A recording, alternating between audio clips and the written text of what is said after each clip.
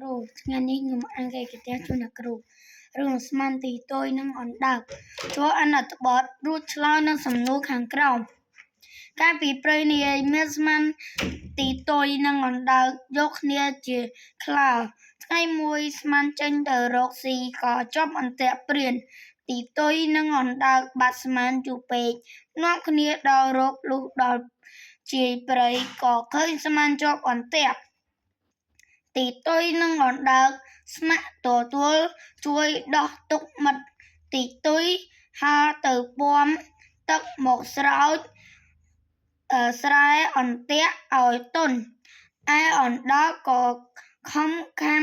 ក៏គេផ្ដាច់ខ្សែអន្ទាក់ទីតុយនិងអណ្ដើកព្យាយាមខាំកាត់អន្ទាក់ទើបបានពីឆ្លុះក៏ជួនជាព្រានព្រៃមក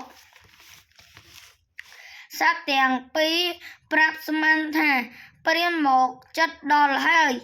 ឲ្យស្មានខំប្រឹងបោកន្ត្រាក់ខ្លួនឯងព្រោះខ្សែអន្ទាក់នៅសល់តែមួយថ្លុងទៀតទេពេលនោះព្រាន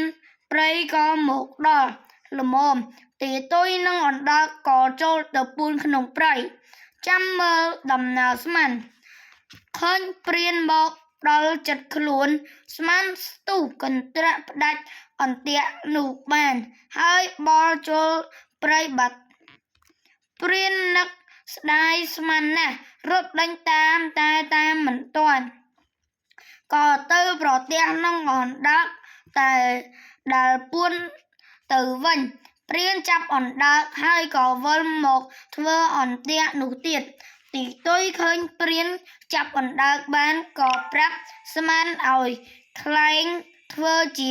បាក់ជើងដើរទៅក្បែរព្រានព្រៃប្រើឧបាយកលមាយាឲ្យព្រានព្រៃដេញឆ្លៀតពេលនោះស្មានត្រូវរត់គេចមកក្រោយខាំពាំអណ្ដើកបល់ចូលព្រៃឲ្យរួចពីដៃព្រាននោះស្មានដើរជិតដល់ព្រានក៏ធ្វើអាការៈជាបាក់ជើងម្ខាងបល់បោះតែជើង3ចំពោះមុខព្រានស្មានថាស្មានបាក់ជើងមែនក៏ចោលអណ្ដើកទៅលើគុម្ពស្បូវរត់តាមស្មានដឹងថាព្រានចោលអណ្ដើកហើយក៏រត់តែធ្វើកលបោកឲ្យព្រានដេញ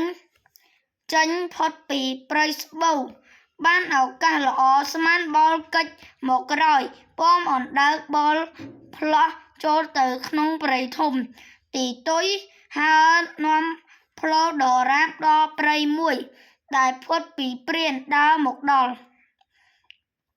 សត្វទាំង3នាំគ្នារស់នៅក្នុងព្រៃជាសុខសាន្តអរគុណអ្នកគ្រូ